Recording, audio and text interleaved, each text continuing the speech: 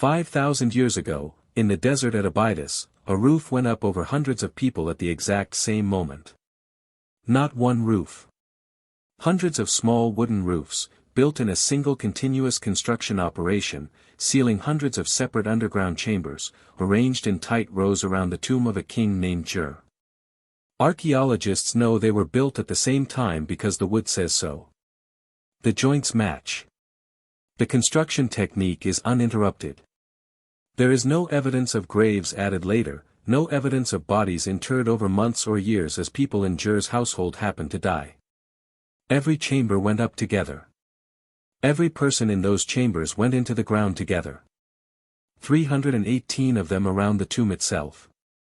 Another 269 around his funerary enclosure nearby. Up to nearly 600 people, by some counts, sealed into the earth in a single coordinated act, to keep one man company in death. This is not myth. This is not folklore passed down through unreliable storytellers. This is architecture.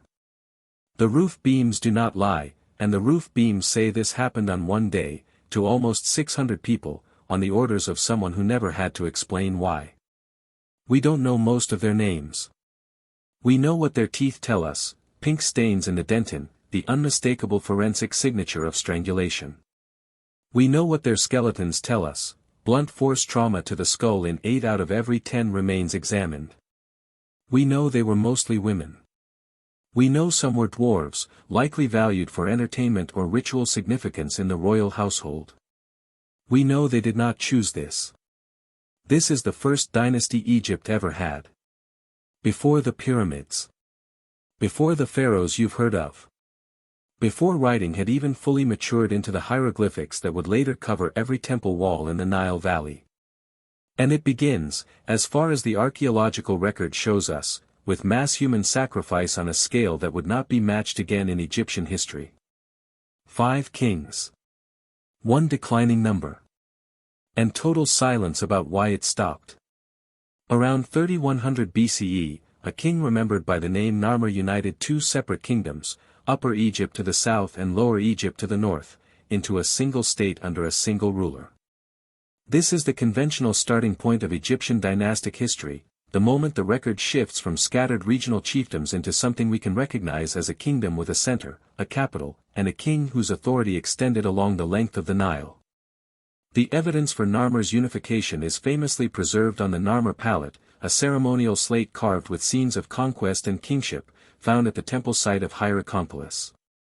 It is one of the most reproduced artifacts in all of Egyptology, the king in the white crown of the south on one side, the red crown of the north on the other, smiting enemies in a pose that would define royal iconography for the next 3,000 years. What Narmer's unification also did, less famously, was create the administrative capacity for something new, a state organized and centralized enough to coordinate the simultaneous deaths and burials of dozens, then hundreds, of people, on command, on a single day. The royal necropolis where this happened was Abydos, in Upper Egypt, at a site modern archaeologists call Amelkuaeb, Mother of Pots, named for the staggering quantity of broken pottery offerings scattered across the site by later visitors. The kings of the first dynasty were buried here, in a sequence of increasingly elaborate tombs, each surrounded by smaller subsidiary graves. It is in those subsidiary graves that this story lives. The practice that archaeologists call retainer sacrifice, the ritual killing of household members, servants, courtiers, and others to accompany a ruler into the next world, was suspected at Abydos for over a century before the strongest evidence confirmed it. Flinders Petrie, one of the founding figures of modern Egyptology, excavated the royal tombs at Amelkuaeb beginning in 1899 and documented the subsidiary graves in detail, though the technology to confirm simultaneous death and burial did not yet exist in his lifetime. That confirmation came more than a century later. In 2015, a joint excavation led by David O'Connor of New York University's Institute of Fine Arts and Matthew Adams, working under the Abydos Early Dynastic Project with the University of Pennsylvania Museum, excavated previously undisturbed subsidiary graves at the funerary enclosure of King Aha, the second king of the dynasty and Narmer's likely successor. What they found there became, in O'Connor's own assessment, the strongest physical evidence yet recovered that this practice was real, coordinated, and deliberate. The subsidiary graves at Ahas enclosure had been roofed in a single continuous construction operation. Not built over time. Not added as people died of natural causes across months or years. Built once, sealed once, on what the evidence indicates was a single day tied to the king's own funeral. Ahas enclosure held 6 subsidiary graves. His tomb held 36. The dead were predominantly young men. It was the first clear, physically confirmed evidence of what would become, under his successor, one of the most extensive episodes of coordinated mass death in the ancient world. Djer succeeded Aha as the 3rd king of the 1st dynasty, and his reign represents, by every measure the archaeological record allows us to take, the practice of retainer sacrifice at its absolute peak. His tomb at Amelquaib, designated Tomb O by excavators, is surrounded by 318 subsidiary burials. His separate funerary enclosure, located roughly a mile and a half away, held another 269. Some accounts place the combined total even higher, approaching 580 individuals associated with a single king's death and burial. By any count, it is the largest known episode of retainer sacrifice in Egyptian history, never matched by any king who came after him. The dead at Djer's tomb were, unlike Ahas, predominantly male retainers, mostly women, along with a notable number of individuals identified by skeletal analysis as dwarves. Egyptologists studying the site believe these women were likely members of Djer's royal household, his subsidiary wives, his concubines, female relatives, or attendants who served his court in life and were taken with him in death. The dwarves, in ancient Egyptian court culture, were frequently valued performers, dancers, or attendants of high status within royal households. Their presence in Djer's subsidiary grave suggests they were drawn from the inner circle of his court rather than from a general labor population. This is where the forensic evidence becomes essential to understanding what actually happened in these chambers, rather than simply how many people were in them. Physical anthropologist Nancy Lovell, examining skeletal remains from the Abydos subsidiary graves, identified a distinctive pinkish staining in the dentin of several individuals' teeth, the layer of tooth structure just beneath the enamel. This staining is now understood as a documented forensic signature of strangulation. When a person is strangled, the dramatic spike in blood pressure during the act can rupture blood cells within the teeth, and the resulting staining persists in the dentin for millennia after the rest of the body has decomposed. Subsequent osteological examination of more than 20 individuals from the subsidiary graves found perimortem trauma, injury occurring at or very near the time of death, in approximately 80% of the cases studied, including blunt force injuries to the skull consistent with deliberate killing rather than accident or natural death. The architectural evidence and the forensic evidence point in the same direction independently of each other, which is precisely why this case is considered among the strongest in the archaeological literature for confirmed ritual killing. The graves were built simultaneously. The bodies show signs of violent death. The two facts corroborate each other without either depending on speculation.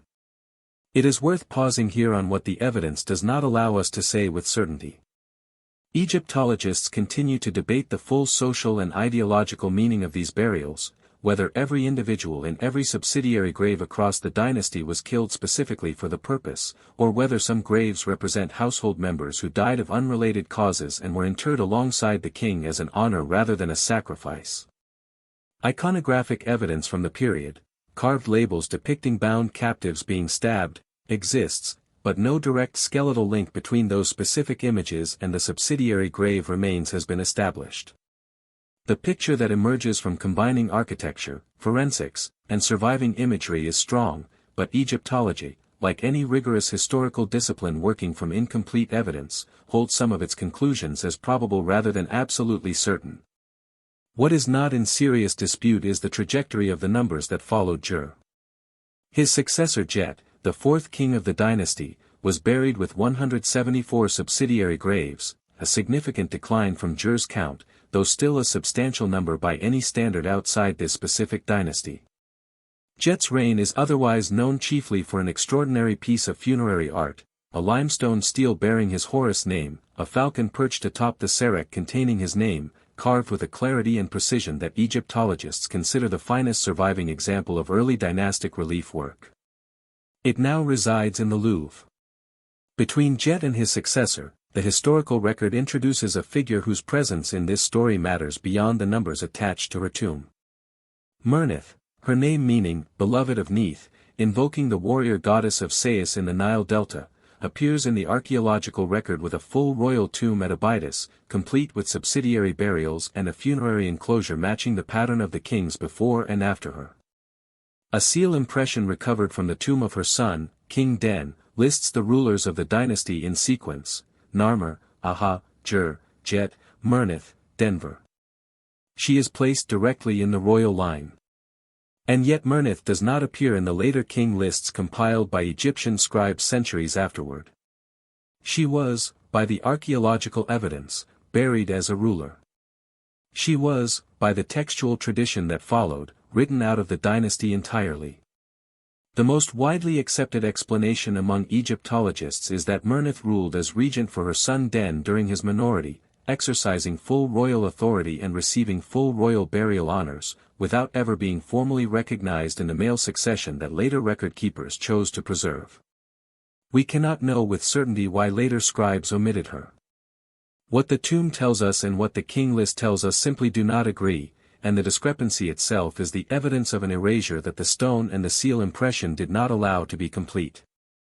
Her son Den inherited the throne and ruled for an unusually long reign, by some estimates as long as 50 years, during which Egypt's first dynasty reached a level of administrative sophistication and prosperity that later periods would look back on with evident respect.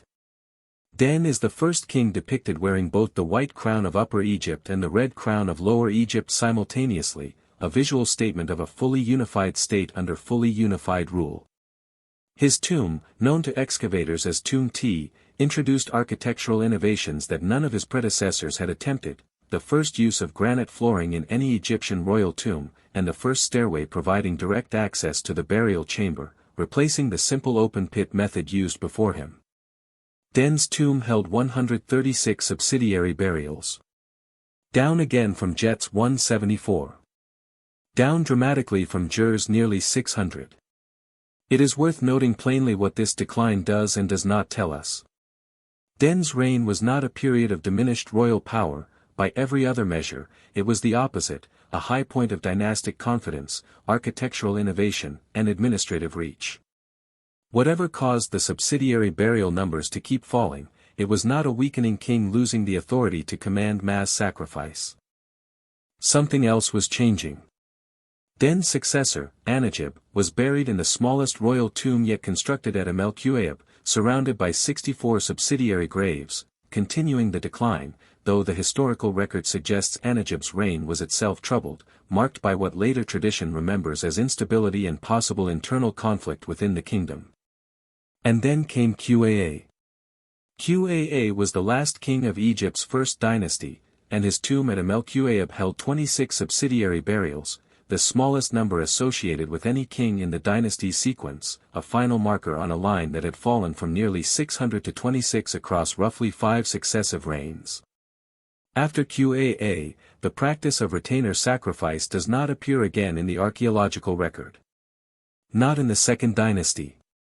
Not in any subsequent period of Egyptian history that has yet been excavated. A practice that, at its height under Djer, claimed the lives of hundreds of people in a single coordinated act, simply stops, and stays stopped, for the remaining 28 centuries of pharaonic civilization that followed. This is the point in the story where a documentary built on a different, weaker evidentiary standard would manufacture an answer. A reforming king. A moral awakening. A single decisive edict, the way Emperor Yingzong of Ming China would, 4,000 years later and on the other side of the world, formally abolished the practice of burying concubines alive with a written decree that survives to this day, stating his reasoning plainly for history to read. Egypt's first dynasty left no such document. There is no surviving decree ending retainer sacrifice. No inscription explaining the decision. No named reformer credited by later tradition the way Yingzong is credited in Ming court records. The end of this practice exists in the archaeological record purely as an absence, a number that reaches 26 under QAA and then, under the kings of the second dynasty who followed him, simply never appears again. Egyptologists have proposed several explanations, and intellectual honesty requires presenting them as the competing, unresolved theories they actually are, rather than selecting the most dramatic one and presenting it as settled fact. One explanation is economic. A royal household's skilled retainers, craftsmen, attendants, administrators, represented an investment in training and loyalty that a rapidly centralizing, increasingly complex state may have found increasingly costly to simply discard with each royal death. As Egypt's bureaucracy grew more sophisticated under kings like Den, the practical cost of resetting an entire royal household with every succession may have become harder to justify. Another explanation is religious and ideological. Some Egyptologists point to the gradual emergence of substitute funerary objects, particularly the Shabti figurine, a small statuette placed in later tombs and inscribed with spells compelling it to perform labor on behalf of the deceased in the afterlife. If Egyptian religious belief evolved toward the idea that a symbolic representation could fulfill the same spiritual function as an actual human servant, the practical need for literal human sacrifice would have diminished without requiring any single dramatic policy reversal. The Shabti, on this reading, is not simply what replaced retainer sacrifice, it may be evidence of the theological shift that made retainer sacrifice unnecessary in the minds of the people who once practiced it. A third, more administrative explanation notes that the practice coincides closely with the early, most unstable period of Egyptian state formation, when a newly unified kingdom may have used mass funerary sacrifice partly as a demonstration of centralized power, a visible assertion that the king's authority extended even over life and death at the moment of succession, when a kingdom's stability was most in question. As the dynasty matured and royal authority became less in need of dramatic demonstration, the practice may have lost its political utility even before it lost any religious justification. None of these explanations is proven. All of them are plausible. The honest position, and the only position the evidence actually supports, is that we do not know which of these is correct, or whether the true answer was some combination none of them fully captures. What we have instead of an answer is a number, falling steadily across 5 reigns, and then silence. Djer's tomb did not stay forgotten.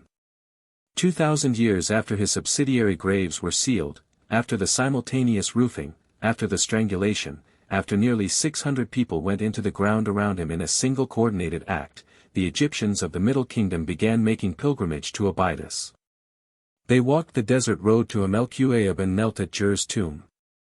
Not because they remembered Djer. Not because they remembered the hundreds of people buried in the chambers surrounding him. They knelt because, somewhere in the centuries between his burial and theirs, his tomb had been reinterpreted as the burial place of Osiris, the god of the dead and the afterlife himself. Pilgrims traveled from across Egypt to leave offerings at what they believed was the resting place of a god. Cemetery B and the tombs of Amelchuaib became, through nothing but the passage of time and the erosion of accurate memory, one of the holiest sites in the ancient world, a major center of the Osiris cult that would persist for roughly 2,000 years, into the very last centuries of pharaonic civilization. Imagine standing among those pilgrims at the height of the Osiris cult, walking the processional road toward Djer's tomb with an offering in your hands, believing you were approaching the resting place of a god who ruled the world of the dead.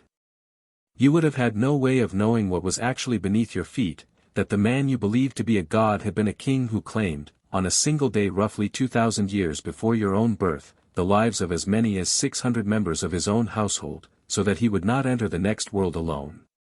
The pilgrims left their offerings and went home. The broken pottery they left behind in such overwhelming quantity is the reason the site carries its modern name, Amelchuaib, Mother of Pots, a name with no connection at all to the people actually buried there.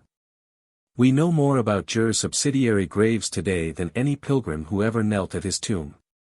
We have the architecture. We have the forensic markers in the teeth and the skulls.